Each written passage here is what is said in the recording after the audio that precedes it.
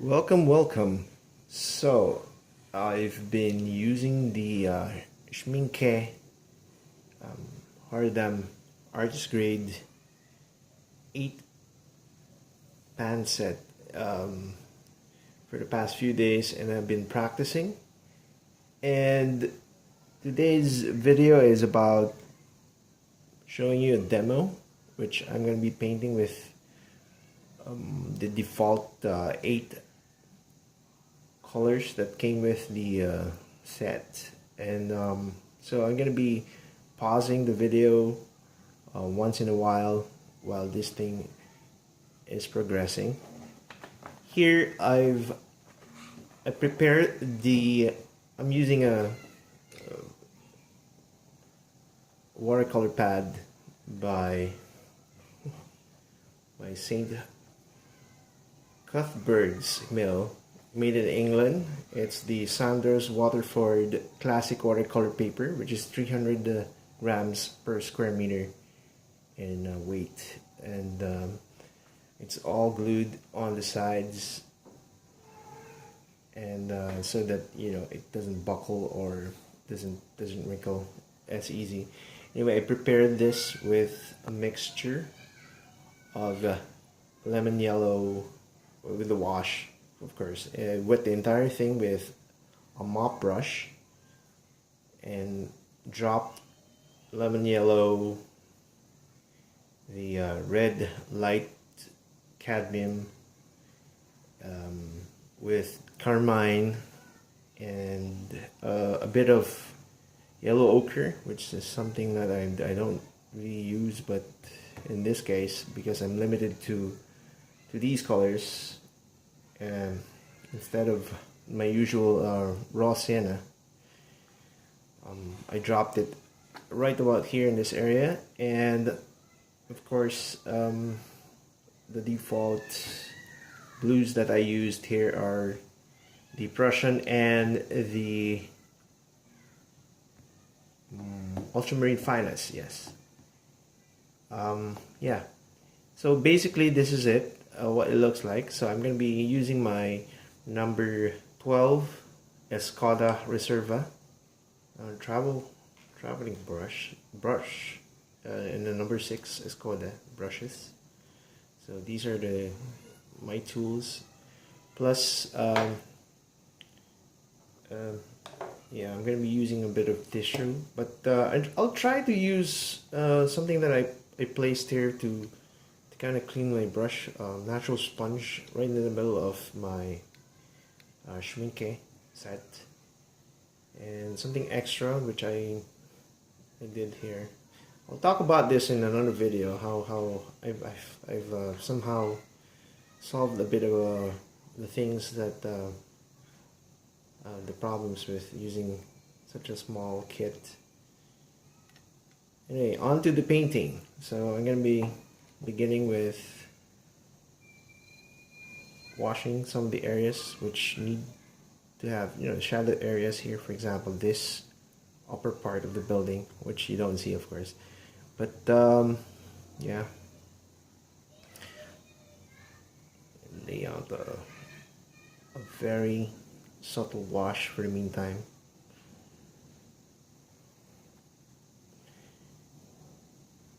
The areas that I need some contrast, the shadow areas. So I'm using this. Oops. Yeah, I'm going to be pausing the video, and I'm going to progress with the areas that I need to shade, and then I'll come back to you. So I'm subtly putting in some of the shaded areas with a mixture of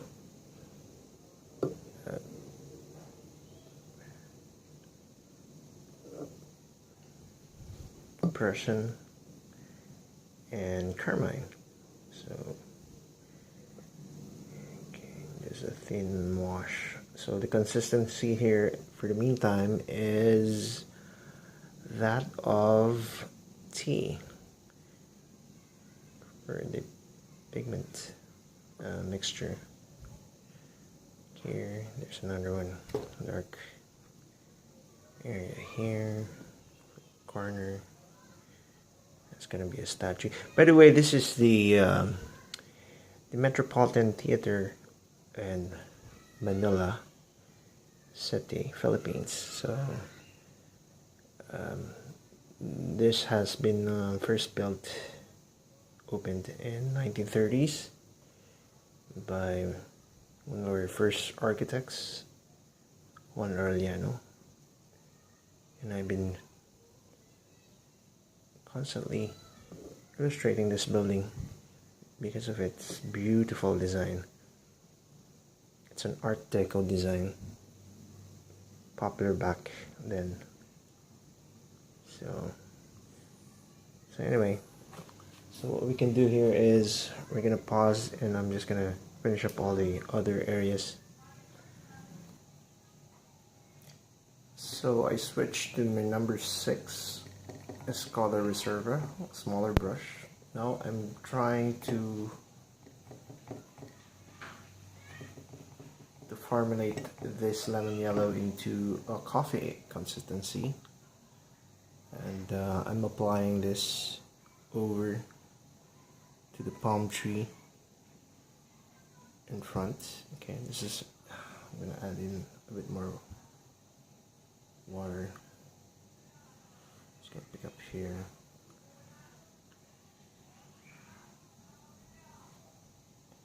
I'm gonna wash my brush, clean it a bit. So I'm finding this water reservoir to be kind of insufficient the way I paint, because I do a lot of pigment splitting. So I'm picking up this, I'm gonna mix it onto the paper. This ultramarine fine, which I find very nice. I like the consistency. So I get this dynamic green. Why not just use the sap green that came along with this, but it doesn't give me this dynamic. Okay, I'm darkening it. I'm gonna wash it, get the water a bit out. I'm just gonna play around with it. Okay, there's the thing. Dark. Creates a beautiful green. Okay, I'm just gonna get a bit of Prussian just underneath. Okay, I'm not gonna be overdoing that. I'm gonna pick up my purple mixture of Prussian and carmine, and just illustrate some of the shadowed areas. Oops, it's becoming like too green. Just gonna leave it a bit. There you go. Anyway, there's another palm tree or two somewhere in this area, so I'm just gonna stop there. Try not to overwork.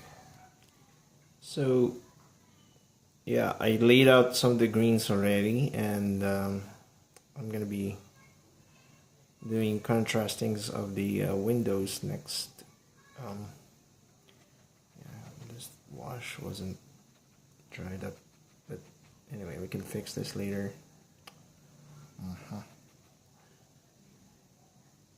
Anyway, so I'm just gonna lay on some of the contrasting later on. I'll show you. So I'm still at it. I'm trying to shade the dark areas, avoid the areas which you need to save as white areas.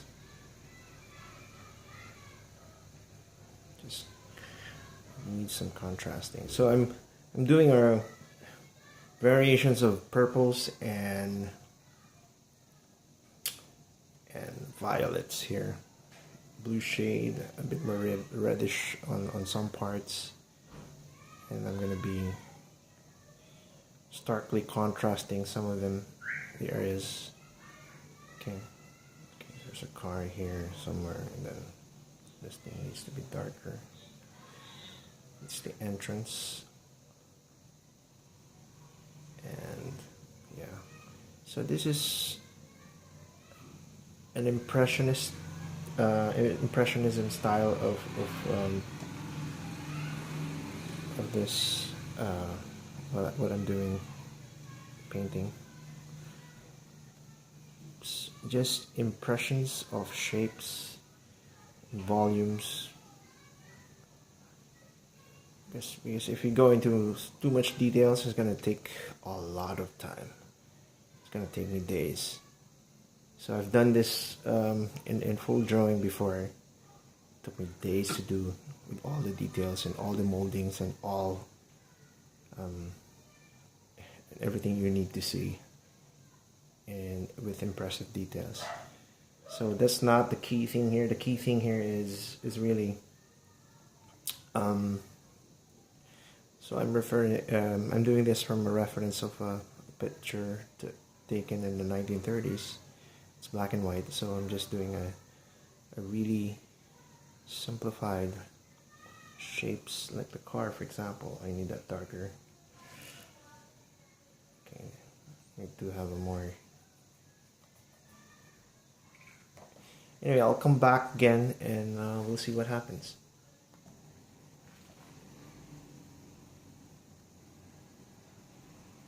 So I'm doing the road right now. Some nuances of it, so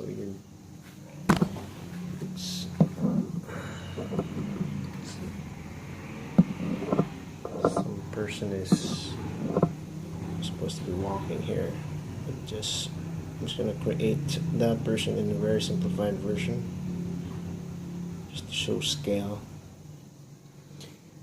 The head is roughly there, so it's pretty much well, yeah, so far so good. So the drawing, sorry about the noise, the drawing here is bad so far.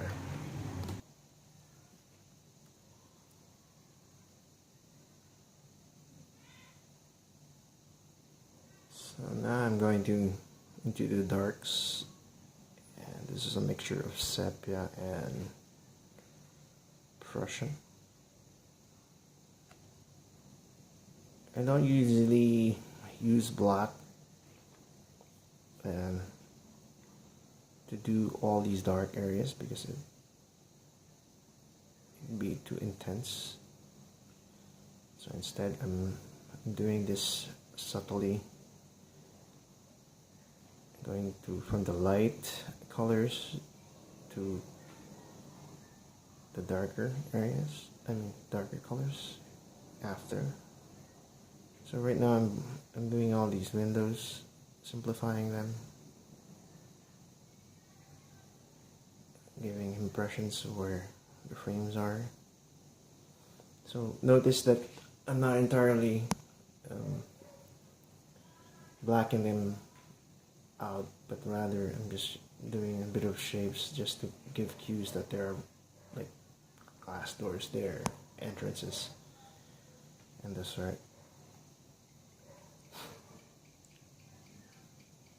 It's important that you look at your reference picture closely.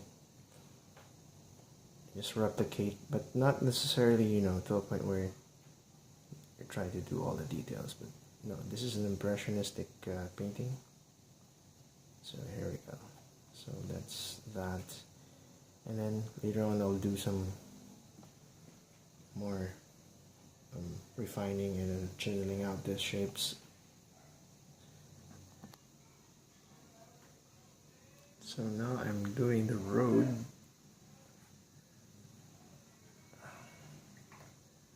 Switch back to my number 12 brush, bigger brush.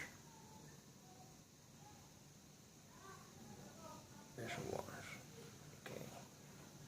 So what the area I'm drop a bit of more pigment for contrast. I'm just gonna add blue, Prussian blue. Mix it very quickly.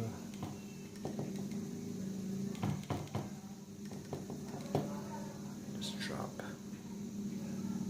It's too much, so I'm just gonna go and wash my brush a bit. Get that nice darkness. I'm gonna go in. This thing is on. Okay, I'm just gonna go. And that's enough.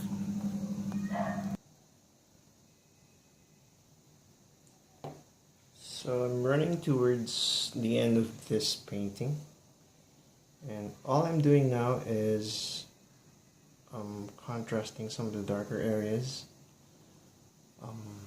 so that everything pops up, like example doors, where this is during the daytime, so like nuances of where the doors are and the like. Yes, and really you should have brushes that have sharper tips. Nylon brushes work well, actually, but I find them to be not long lasting, so their points kind of blunts out in the end. So anyway, so this is my demo. Just using one of my demos, using only the default colors of the Schmincke 8 set of pigments. The only pigments that I don't really use from the 8 are the sap green permanent and what was the other one? Yes, the red cadmium yellow, and so those two colors are something of a, as you can see, I'll just show you that they're hardly being used. Okay, let's focus this. Yeah, as you can see, that's the red light cadmium and this permanent sap green. Okay, I'm just being careful here so that I won't be dripping over the painting.